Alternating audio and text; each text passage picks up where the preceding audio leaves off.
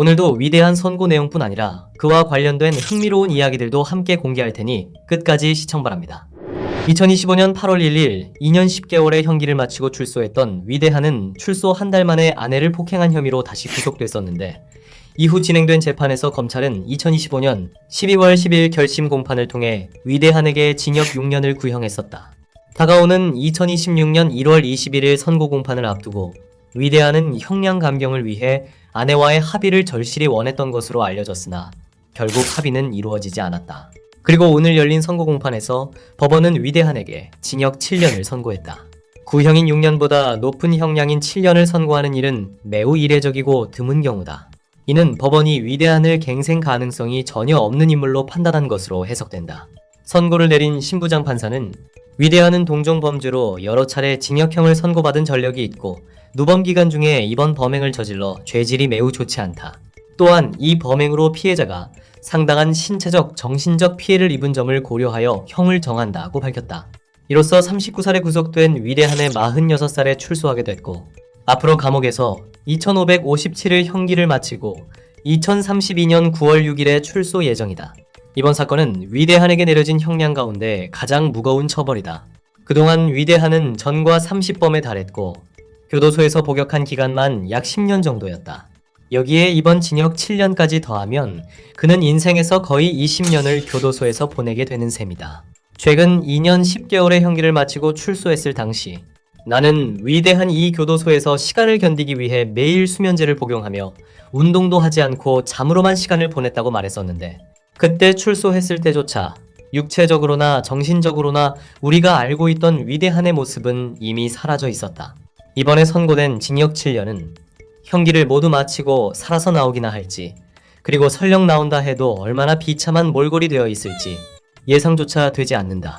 위대한에게 닥친 가장 절망적인 현실은 이제 앞으로는 영치금을 보내줄 사람이 단 한 명도 남지 않았다는 점이다.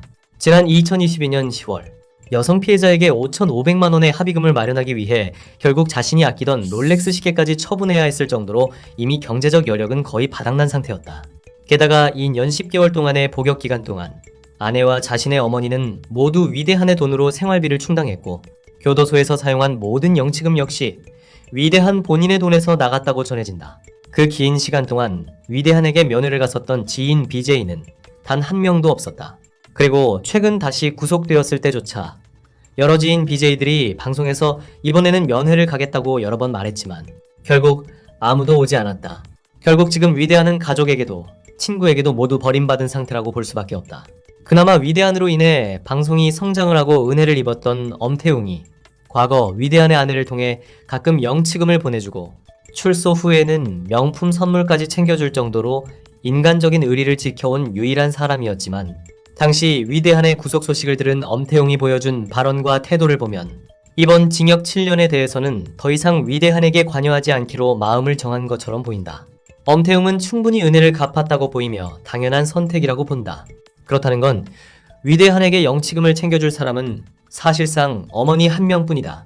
경제적 여유라도 있어 영치금이 꾸준히 들어온다면 그나마 교도소 생활을 조금 더 수월하게 버틸 수 있겠지만 지금의 위대한에게 그런 기대는 전혀 하기 어렵다. 이미 교도소 내부에서는 여성을 폭행해 들어왔고 몸까지 완전히 쇠약해진 전직 퇴물건달이라는 낙인이 퍼져 있을 것이다. 게다가 영치금 지원도 거의 없는 상태이기 때문에 과거처럼 넉넉한 영치금으로 편하게 생활하거나 교도소 안에서 왕처럼 군림하던 모습은 이제 더 이상 기대하기 어려워 보인다.